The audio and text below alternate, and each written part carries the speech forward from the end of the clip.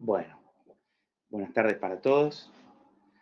Vamos a entonces dar inicio a la clase de hoy que se refiere al derecho procesal constitucional. Como recién les comentaba, este capítulo se refiere, es una parte del derecho constitucional, pero tiene mucha vinculación con, con lo procesal. Bien, ahí me dicen que ya habían rendido algo de procesal, algo de eso vamos a hablar ahora, pero básicamente tiene dos partes. El derecho procesal constitucional es una materia en sí mismo que creó hace ya muchos años, más de 20 años, el profesor Néstor Sagüés, de quien les voy a pasar un artículo muy cortito, y tiene básicamente dos partes. Todo lo referente a la jurisdicción constitucional y los procesos constitucionales. Vamos a ver, empecemos con la jurisdicción constitucional. Como ustedes ya saben, por lo pronto desde introducción al derecho o de las materias introductorias vienen viendo cómo el control de constitucionalidad es difuso.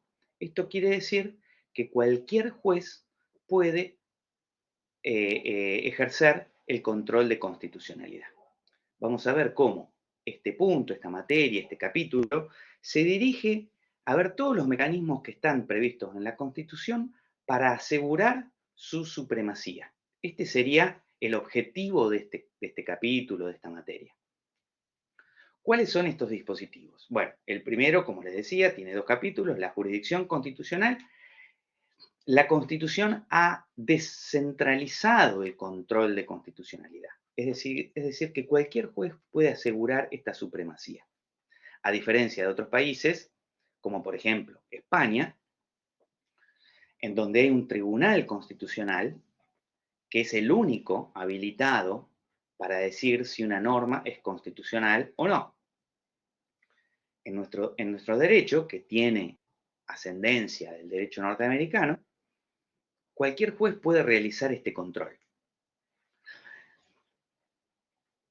Entonces, digamos, la primera respuesta en cuanto a la jurisdicción constitucional, podemos decir que como es difuso, cualquier juez puede hacerlo, pero el tribunal que tiene la última palabra es la Corte Suprema de Justicia de la Nación, por supuesto, que, y ahora quisiera hacer una breve referencia a, a cómo plantear el caso federal. El caso federal, que es un capítulo que normalmente queda relegado al final y es una formulita que no tiene ningún contenido, en rigor es importantísimo.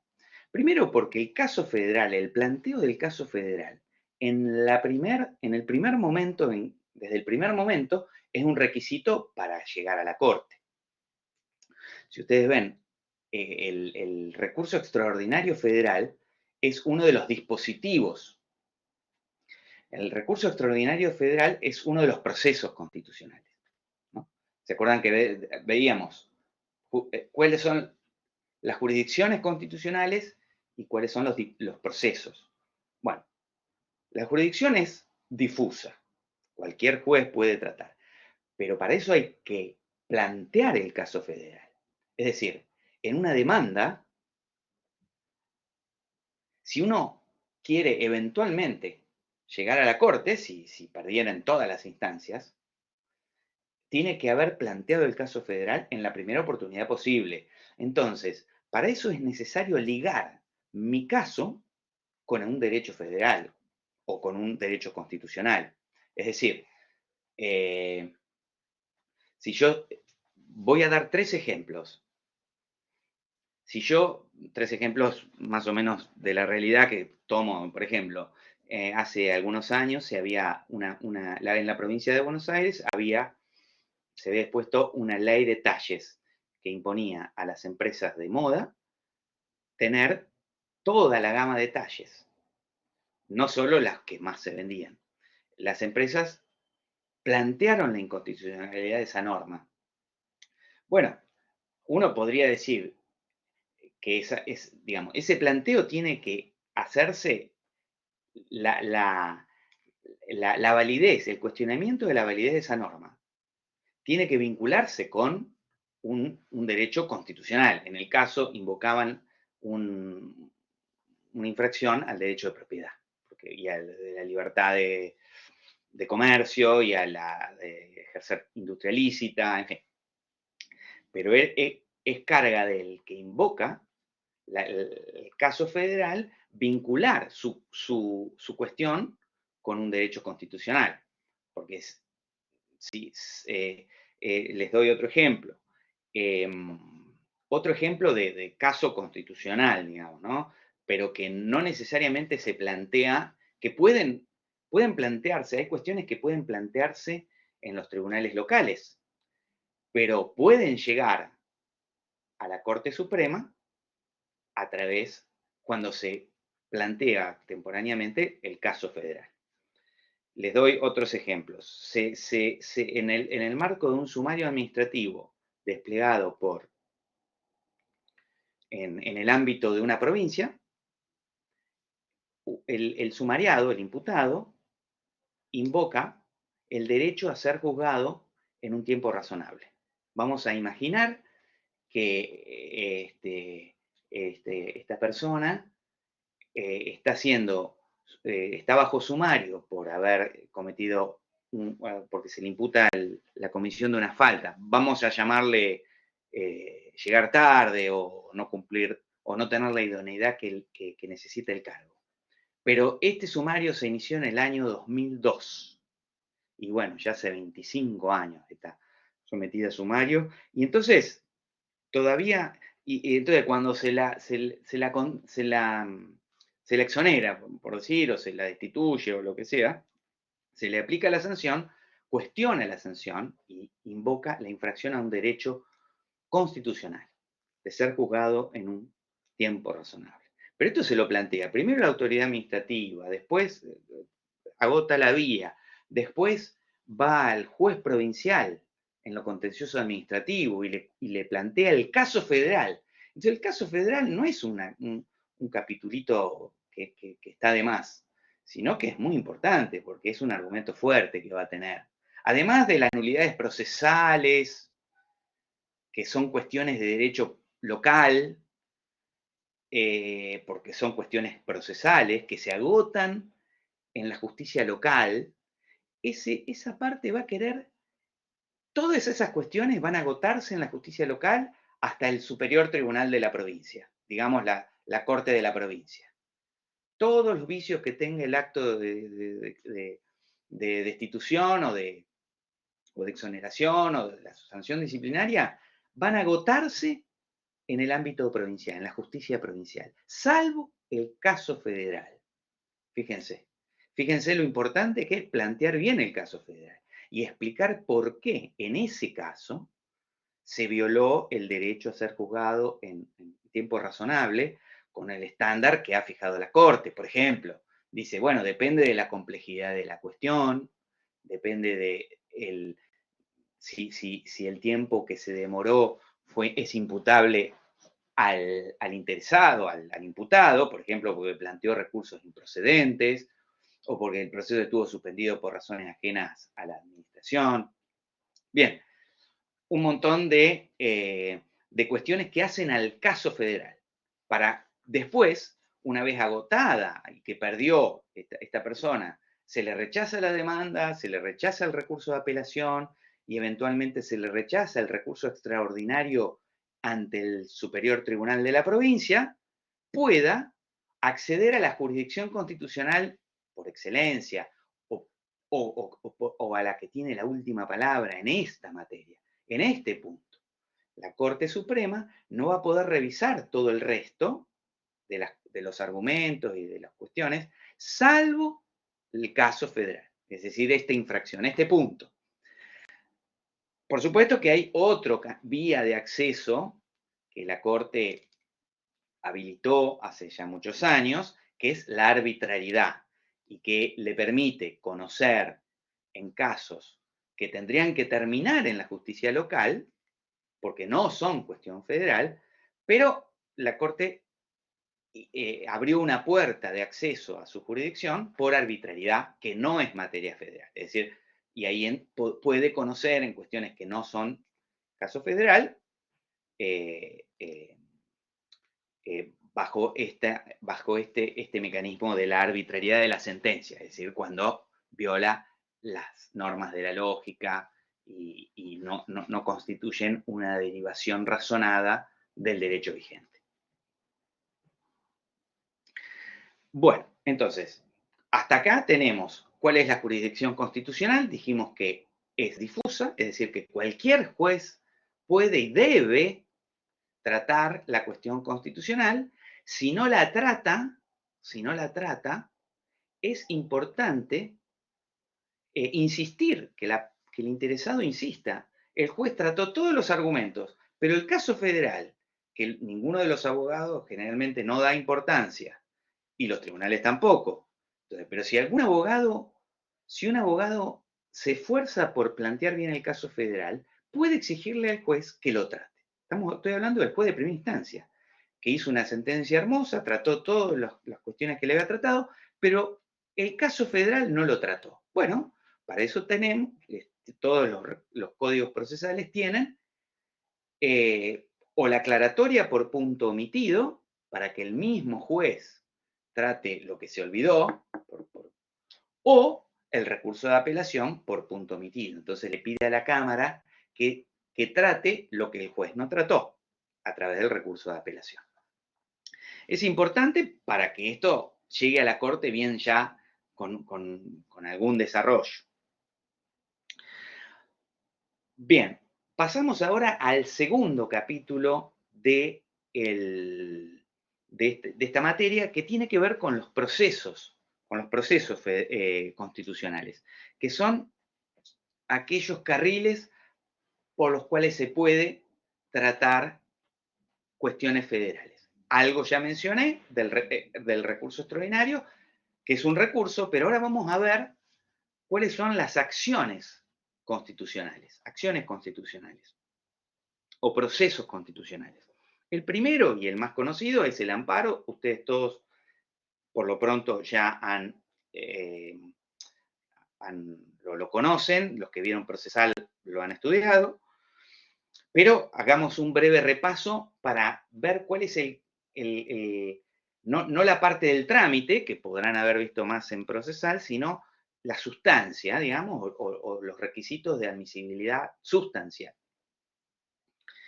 El amparo, bueno, como ustedes saben, tenemos la denominación amparo, que cada provincia y en el ámbito federal hay una ley especial que rige el amparo contra actos de la autoridad pública. En el ámbito federal es la ley 16.000 y pico. Bueno, no me acuerdo el número, pero cada provincia tiene una ley de amparo para tramitar el cuestionamiento de actos contra la autoridad pública provincial.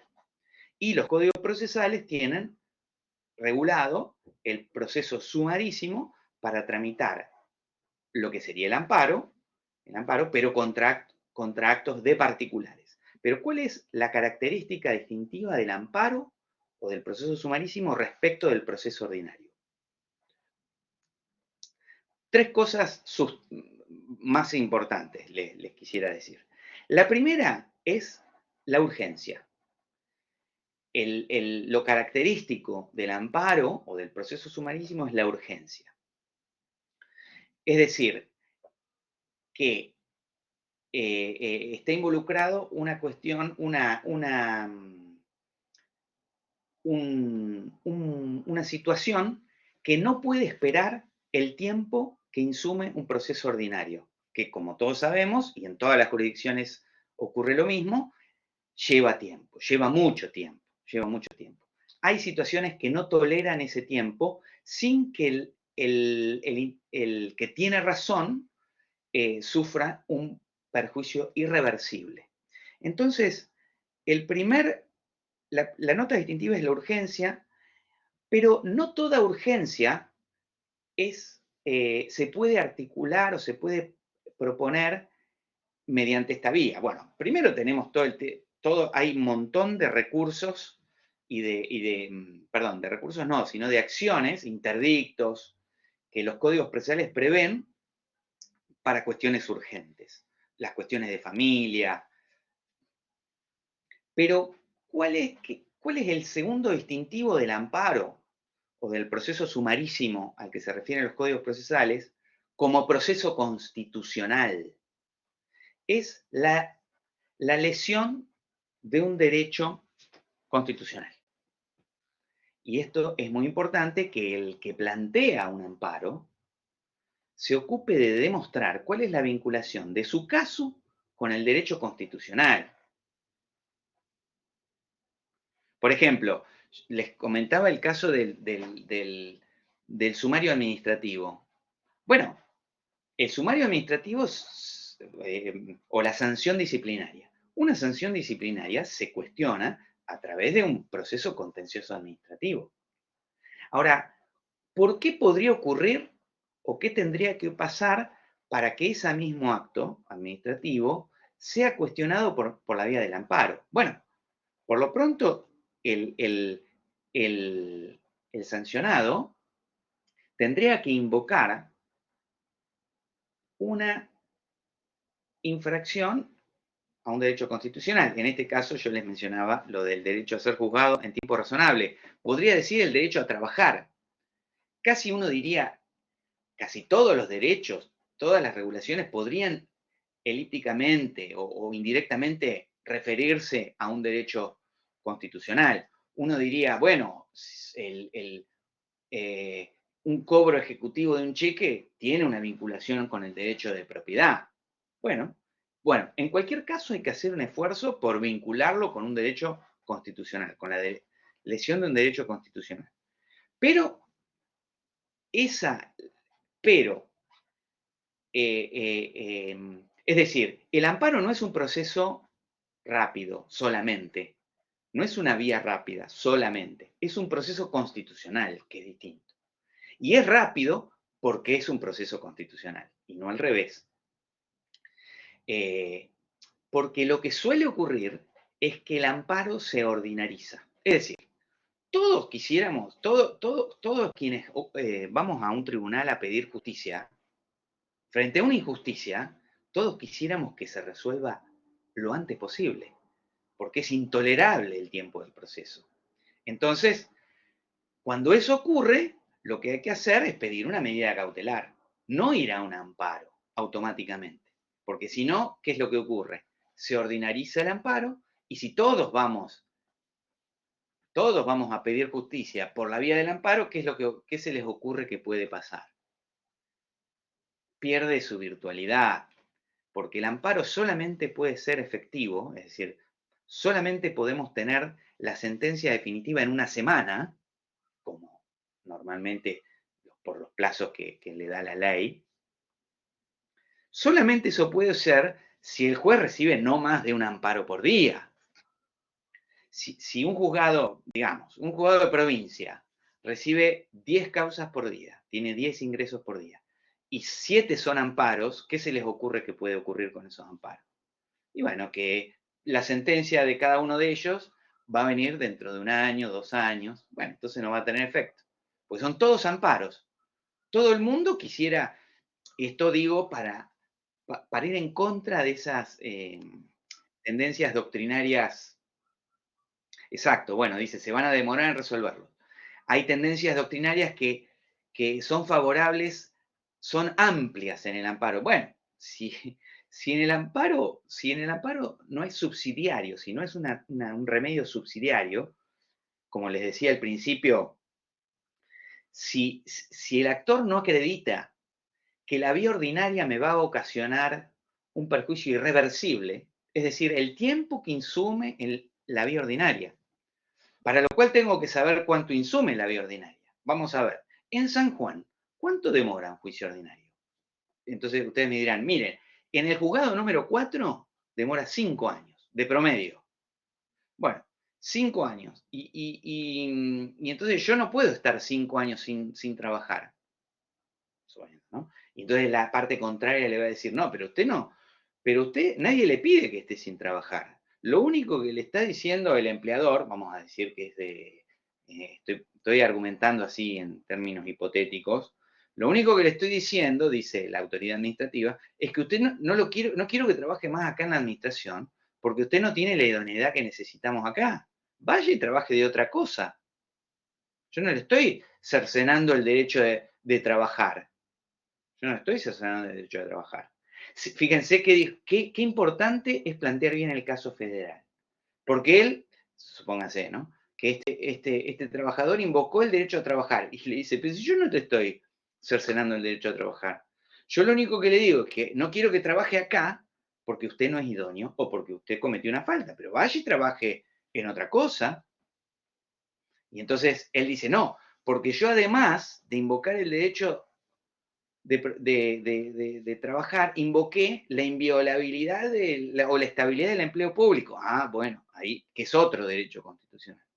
Bueno, ahí, y entonces la contraria le dice, sí, pero está mal planteado el caso, porque la inviolabilidad del empleado público es mientras dure su buena conducta y no se lo cesantee por un sumario administrativo que acá le hemos hecho. Acá le hicimos un sumario administrativo y se demostró su falta de idoneidad. Y entonces está mal planteado el caso federal. No, pero yo además, dice el actor, está bien, eso es todo cierto, pero yo además planteé el derecho a ser juzgado en un plazo razonable. Ah, y ahí se le queman los papeles a la administración porque hace 25 años que tenía este sumario. Y ahí, entonces, ahí hay una lesión constitucional que si el actor, en este caso, puede invocar o puede acreditar, porque hay una presunción de que las vías ordinarias son idóneas, porque él podría acreditar la lesión constitucional en juicio ordinario y podría pedir su restitución en una medida cautelar. Entonces, ¿por qué? Le dice la administración, le dice, pero ¿por qué usted quiere una sentencia? ¿Por qué usted por qué quiere que esto se resuelva en una semana? Lo resolvemos dentro de 5 años y si usted tiene verosímilmente razón, ¿no? Que es un requisito para acceder a la medida cautelar, el juez le dará una medida cautelar, pero no venga por amparo, porque el amparo es cierto que hay un caso federal, es cierto, pero el amparo exige urgencia, es decir, imposibilidad de esperar el tiempo que insume el proceso ordinario, o subsidiariedad del amparo. Por supuesto, todo esto ustedes van a ver, según los distintos autores, ha evolucionado, por supuesto, esta subsidiariedad era rigurosísima y ahora es un poco más abierta, según los fueros, según el juez eh, y según el autor. Pero la Constitución todavía, la Constitución nacional y las constituciones provinciales, la mayoría, todavía plantean al amparo como una acción subsidiaria y no podría ser de otra manera por lo que decíamos hace un momento sobre el efecto que causaría la generalización de esta vía para cuestionar, digamos, un número muy grande de casos.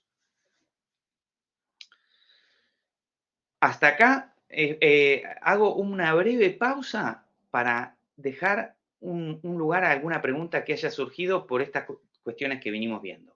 Jurisdicción constitucional, recurso extraordinario como el primer proceso constitucional y amparo como segundo proceso constitucional. El recurso no es proceso, sino es recurso.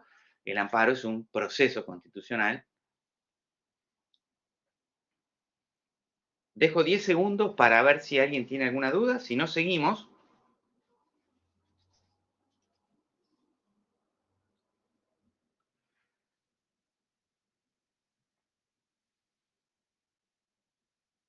Bien, sigamos.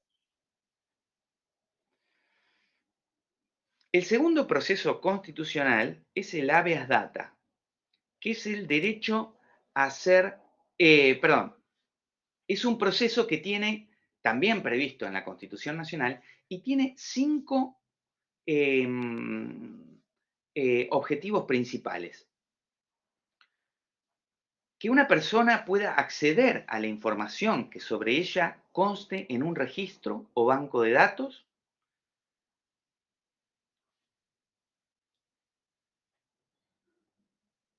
Que se actualice la información atrasada. Que se rectifiquen los datos inexactos.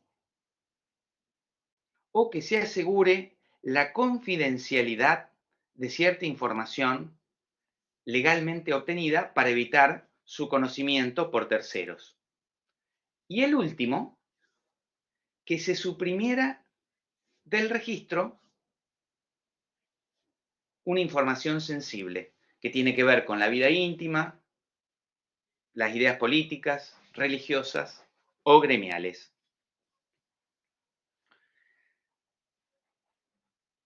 Otro proceso constitucional es la acción de inconstitucionalidad. Normalmente prevista en los ordenamientos provinciales, pero limitada a la infracción de la Constitución provincial por parte de una ley, de un decreto o de una ordenanza o de un reglamento. Normalmente no se habilita este remedio para la infracción a la Constitución Nacional, sino que se limita a la Constitución provincial. Los cuestionamientos o los cuestionamientos constitucionales de la validez de la Constitución Nacional en el ámbito de la provincia de Buenos Aires, por ejemplo, se canalizan ante el Superior Tribunal del Superior Tribunal de la provincia a través del recurso de inhabilidad de la ley, pero no a través del recurso de inconstitucionalidad. Y se refiere a aquellos casos en donde la acción tiene un carácter preventivo, es decir, cuando no hay acto individual de aplicación. Por eso se dice que es optativa. Uno puede, frente a una ley o a un acto, o a un reglamento inconstitucional o una ordenanza inconstitucional, puede esperar su aplicación y cuestionar a través de la, como decíamos, de la jurisdicción difusa, puede cuestionar ante el juez de primera instancia esa constitucionalidad. Ahora, si uno quiere cuestionar directamente la constitucionalidad o la validez constitucional, pero referida a la constitución provincial, ahí las distintas constituciones han previsto, les cuento el caso de la provincia de Buenos Aires, un tribunal, que es el superior tribunal, la Suprema Corte de la provincia de Buenos Aires, que es quien tiene habilitada la posibilidad de declarar la inconstitucionalidad de una norma provincial. Por último, les quería hacer un comentario sobre legitimación. Bueno, acá en el programa habla de intereses difusos, que es una terminología un poco que ha quedado un poco desactualizada. En cualquier caso, ahora ya se habla de derechos de incidencia colectiva referido a intereses individuales homogéneos o intereses difusos. Pero siempre se permite, se habla de derechos de incidencia colectiva y se habla de la especie del interés individual homogéneo para expresar o clasificar aquellos procesos colectivos, pero que individualmente considerados no tendrían entidad para iniciar un proceso. Entonces, lo que se hace es delimitar una clase y iniciar un proceso, un representante de la clase, que puede ser tiene que tener alguna idoneidad, puede ser alguna asociación debidamente inscripta o el defensor del pueblo, representa a la clase y se beneficia después de la sentencia la clase completa, es decir, los ejemplos más comunes son los de algunas comisiones que cobran los bancos, y quizá por cada usuario o consumidor no justifica la promoción de un juicio. Pero sí, en miles, eso sí es posible. Y después están los derechos de incidencia colectiva referente a intereses difusos que sí son indivisibles. Bueno, ahí tenemos el medio ambiente como el caso más representativo de esto. En cualquier caso, en todos los supuestos tiene que verificarse un caso o controversia, es decir, esta ampliación de la legitimación no implica la existencia en nuestro derecho de la acción,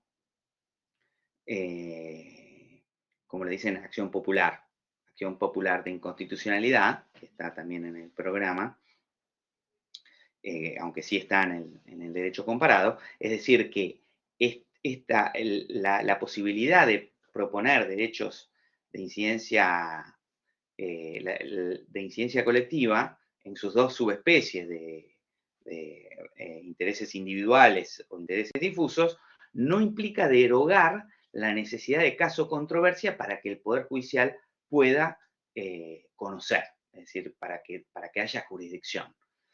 Y en esos casos se exige la existencia de caso. Caso sabemos que es que haya un beneficio del que propone la demanda, tiene que beneficiarse si la sentencia se admite o perjudicarse si la sentencia se deniega.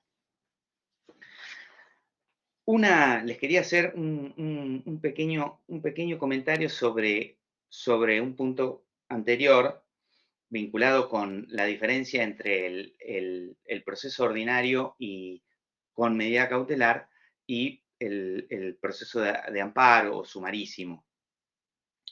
Y en este punto suele utilizarse como diana para dividir en qué casos se justifica la promoción del proceso constitucional de amparo, tiene que ver con la imposibilidad de restituir en la misma especie. Es decir, hay supuestos en donde el tiempo ocasiona daños que son irreversibles, pero el término irreversible debe entenderse irreversible en la misma especie, porque siempre podrá oponerse que los derechos pueden resarcirse. Entonces, es muy difícil encontrar que haya derechos irresarcibles, porque incluso podría alguien decir que la vida humana es resarcible, pero es irrecuperable. Alguien también podría decir el tiempo es irrecuperable. Y entonces tenemos un caso muy conocido, Arenzón, es una acción de amparo que inició un aspirante al profesorado de matemática, creo que era, y que fue denegada su admisión porque en el reglamento se exigía tener una altura mínima.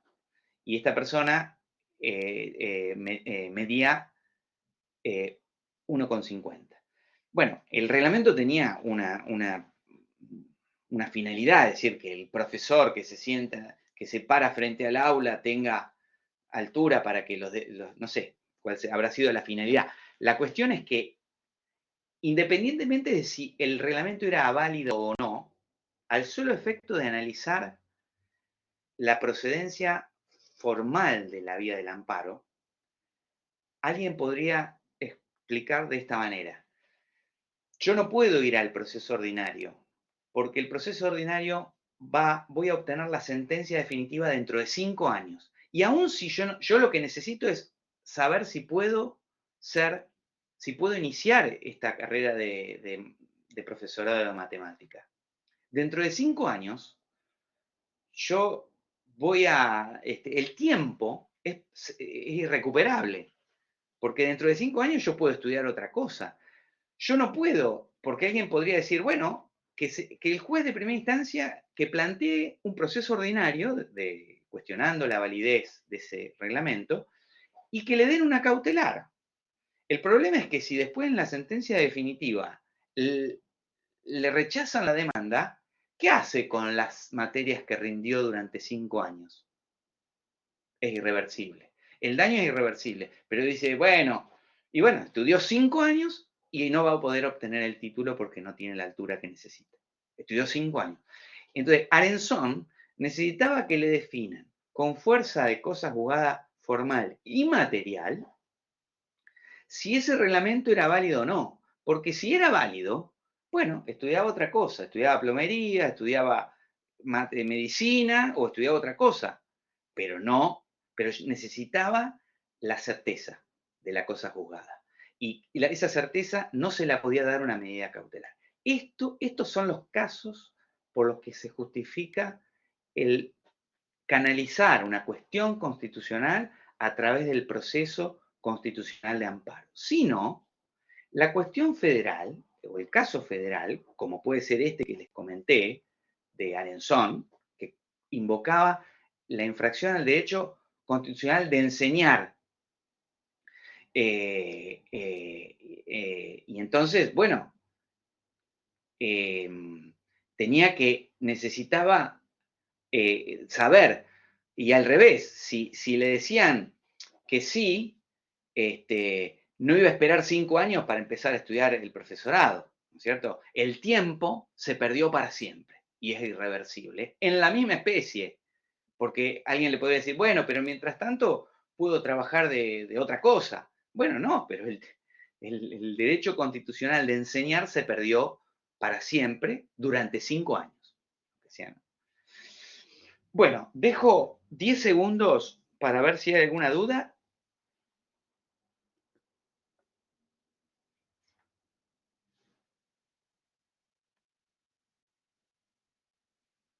Abrimos este espacio para, para ver si se suscitó alguna cuestión, alguna duda. De lo contrario, ¿todo claro? Bueno, de lo contrario, pueden, por supuesto, formular las dudas a medida que vayan avanzando en la lectura. Yo les voy a dejar este material que es un artículo de Sagüez, que es una autoridad indiscutida en esta materia, que se llama Amparo, Habeas Data y Habeas Corpus en la Reforma Constitucional. Si bien es un artículo que tiene ya algunos años, me pareció el más claro, el más breve, para que ustedes puedan tener sistematizado estos procesos, aunque hay también acá una referencia al recurso extraordinario federal. Bueno, les agradezco a todos su atención, a los que están ahora en modo sincrónico, y a los que vean la clase en diferido. Espero que les vaya muy bien y que aprovechen muchísimo este espacio, esta materia. Les deseo también mucho éxito en el examen y nos vemos en una clase posterior que me va a tocar a mí. Les hago una aclaración que me olvidé hacer al principio, que en el encabezado está indicado que iba el profesor Pablo Comadira, pero que no, yo estoy usando su cuenta. Mi nombre es Luciano Marchetti, y estoy a disposición para contestar también las dudas que se les vayan presentando. Bueno, muchas gracias y mucha suerte. Gracias. Muchas gracias, profesor.